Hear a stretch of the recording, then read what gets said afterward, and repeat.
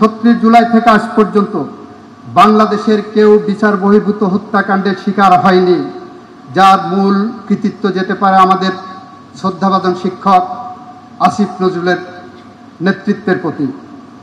মামলা দায়েরের ক্ষেত্রে ভিকটিম ফ্যামিলি কিছু কিছু ক্ষেত্রে আইনি গণ্ডি অতিক্রম করেছে বলে আমরা লক্ষ্য করেছি, এবং সেই বিষয়ে আমি উদ্যোগ নিয়ে জনমনে ভীতি দূর করতে আমার শিক্ষকদের কাছে আহ্বান রাখার ফলে সরকারের নিকট বেশ কয়েকটি পদক্ষেপ আমরা গ্রহণের সুপারিশ করেছিলাম আমার অফিস থেকে। তার একটি ছিল মামলা হওয়া মানে গ্রেপ্তার নয়, যার ফলে জনমনে অনেক স্বস্তি ফিরে এসেছে ইতিমধ্যেই। প্রিয় সুধী, আমি বিশ্বাস এবং প্রত্যাশা করি নতুন সরকারের অন্যতম প্রথম প্রতিশ্রুতি হবে একটি স্বাধীন সার্বভৌম বিচার ব্যবস্থা, এবং সে বিষয়ে বর্তমান সরকার বদ্ধপরিকর। ছাত্র জনতার স্বপ্নের বাংলাদেশ বিনির্মাণের পথে এটি হবে মূল ভিত্তি। তবে সে লক্ষ্য অর্জনে সর্বাগ্রে প্রয়োজন বিচারকদের মানসিক স্বাধীনতা, নিজেকে স্বাধীন ও সার্বভৌম মনে করা, প্রজাতন্ত্রের সার্বভৌম ক্ষমতার মালিক মনে করা, যা প্রত্যেক বিচারকের মৌলিক দায়িত্ব বলে আমি মনে করি। 8ম সংশোধনী মামলা বা ভারতীয় সুপ্রিম কোর্টের অল ইন্ডিয়ান জাজেস অ্যাসোসিয়েশনের মামলা, কিংবা আমাদের আজকের প্রধান অতিথি মাননীয় প্রধান বিচারপতির লিখিত ওয়ারেন্ট অফ প্রিসিডেন্সের মামলার মোদ্দা কথাই ছিল বিচার বিভাগ বাংলাদেশের সার্বভৌম ক্ষমতার প্রয়োগ করে, তারা প্রজাতন্ত্র অন্যান্য কর্মচারীদের সাথে তাদেরকে ইকুয়েট করার কোনো সুযোগ নাই। কিন্তু আমরা দুঃখের সাথে লক্ষ্য করছি আমাদের বিচারকদের পদ পদবি সুযোগ সুবিধা বৃদ্ধি হলেও তাদের সার্বভৌম ক্ষমতা প্রয়োগের মানসিকতা হ্রাস পেয়েছে।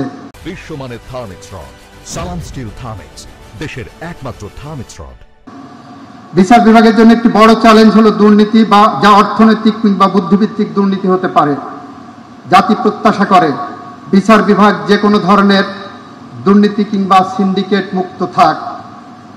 দুর্নীতির প্রচলিত ধারণায় অর্থনৈতিক লেনদেনকে বুঝালেও বুদ্ধিভিত্তিক দুর্নীতি ডিনামাইটের চেয়েও ধ্বংসাত্মক, অ্যাটম বোমার চেয়েও ভয়াবহ, ক্যান্সারের চেয়েও মরণঘাতী, যা আমরা ইতিমধ্যে লক্ষ্য করেছি, যার ফলশ্রুতিতে আমাদের হৃদয়ে যে রক্তক্ষরণ হয়, আমাদের মাননীয় প্রধান বিচারপতির বাসভবন আক্রান্ত হয়েছে।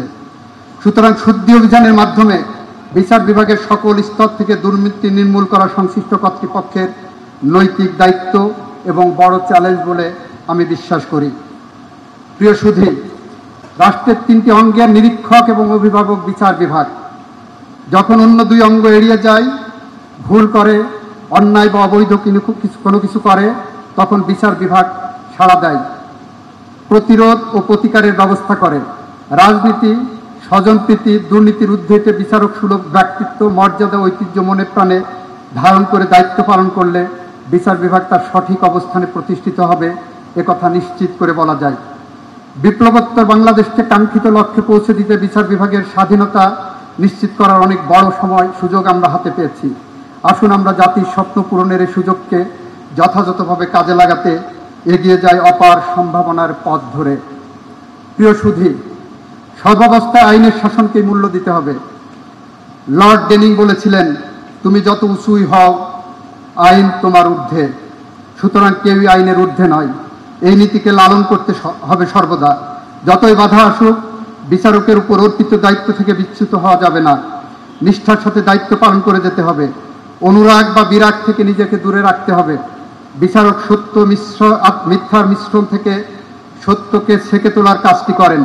এভাবেই সত্য ন্যায় বিচার প্রতিষ্ঠিত হয়।